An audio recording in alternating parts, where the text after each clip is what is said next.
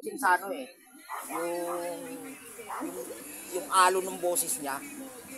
Eh yung isa magaling din sana yun, yung maganda yung kinanta niya eh. Alam mong kinatalo nung isa. Mababa, yung isa naman mataas.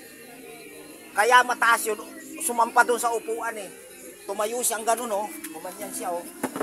O gumanon siya oh, di manalo. Eh yung isa hindi umamano sa upuan, kaya mababa. Ako na, talo siya.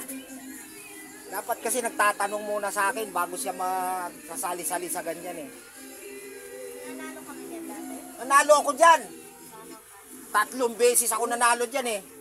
Tawag ng tanggalan. Panalo ko. Unang pitch pa lang nalo ko. Panalo ko.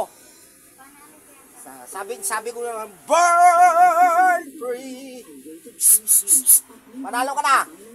Tawag ng tanggalan eh. Uy ako, panalo ko eh. Oh. Tawag ng tanggalan. Oh. Eh di may pera kang May pera ako, dami ko pera. Umuwi ako.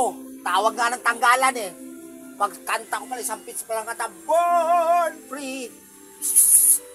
Uwi ka na. Panalo ko, ha.